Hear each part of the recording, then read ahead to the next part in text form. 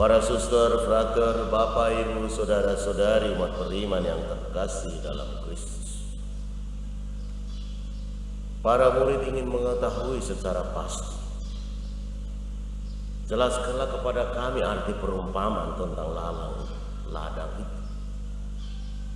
Yesus menjawab, orang yang menaburkan benih baik ialah anak manusia. Anak manusia adalah Yesus sendiri. Dan ladang adalah dunia seluruh. Benih yang baik adalah anak-anak kerajaan Allah.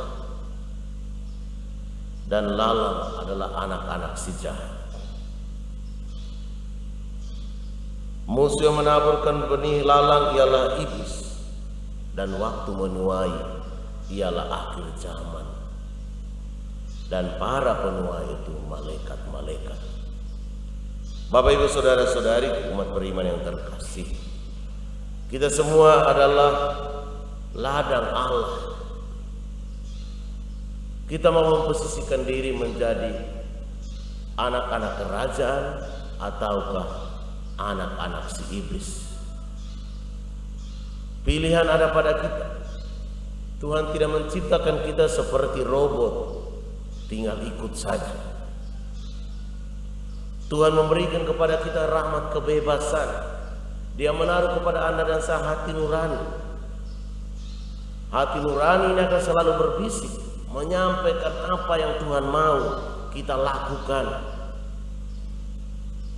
Dia akan selalu berkata bahwa ini yang kau lakukan tidak baik, tidak benar, engkau harus perbaiki. Tapi seringkali kita kan tidak mau melakukan. Seringkali kita kepala batu,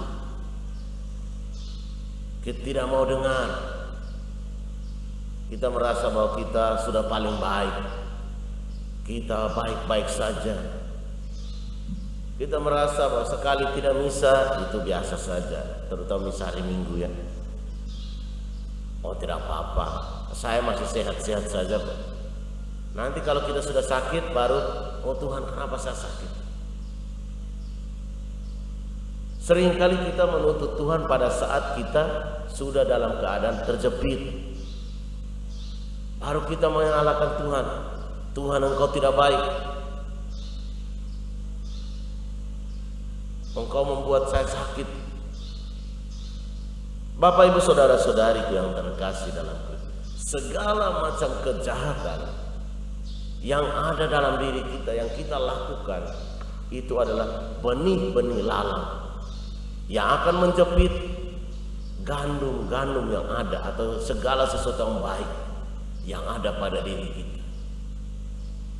Dan harus diingat, harus dicatat bahwa seringkali satu kesalahan itu akan orang ingat sampai kita mati. Tapi kebaikan-kebaikan kita orang gampang sekali lupa. Walaupun banyak sekali engkau lakukan kebaikan, tapi begitu engkau buat satu kesalahan, orang ingat kamu kesalahan itu sampai kau mati. Sehingga apa? Manusia seringkali menuntut orang sempurna, tapi dia sendiri tidak sempurna. Menuntut orang selalu baik kepada dia, tapi dia sendiri tidak bisa baik kepada orang. Itulah yang membuat kita, apa yang baik dalam diri kita jadinya hilang. Kita menjadi jahat karena memikirkan satu kesalahan dari orang lain. Padahal kita lupa dengan segala kesalahan yang kita lakukan. Maka Bapak, Ibu, saudara-saudari, para suster, frater yang terkasih dalam Kristus, semua yang kita tanam kebaikan saat ini akan dihitung dan menjadi bekal kita suatu saat nanti kalau kita dipanggil. Ada yang tahu kapan dia mati? Tidak ada. Kita semua hanya menduga-duga bahwa orang ini mungkin karena sudah sakit berat akan meninggal.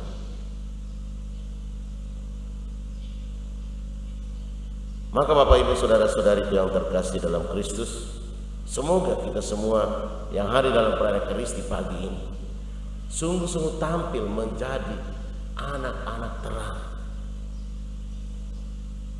mendengarkan apa yang Yesus sampaikan, Apa yang Yesus taburkan?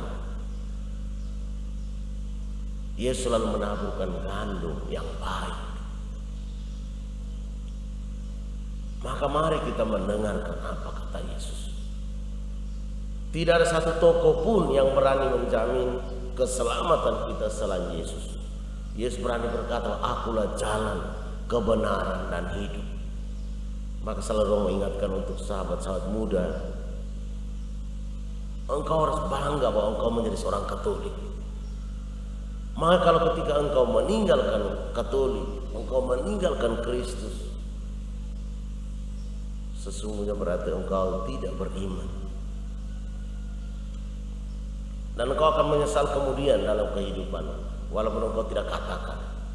Karena Romo punya pengalaman banyak sekali. Orang yang setelah meninggalkan Kristus, lalu kemudian merasa kosong dalam hati. Lalu kemudian merasa tersiksa dalam hidupmu. Ada orang kan tinggalkan agama demi naik jabatan kan. Tapi setelah itu apakah dia bahagia? Sabar dulu bos. Dan banyak juga meninggalkan agama karena pasangan kan. Apakah mereka bahagia? Sabar dulu bos. Tidak segampang itu Ferguson. Karena engkau sudah menerima Kristus dari kecil. Baptisan itu abadi sampai kita mati. Sekali engkau dibaptis, baptisanmu abadi. Maka walaupun kita dijepit oleh lalang-lalang dalam hidup kita ini, tidak usah takut. Karena kita yakin bahwa Kristuslah satu-satunya jalan kebenaran dan kehidupan. Maka mari kita berjuang sungguh-sungguh meyakini,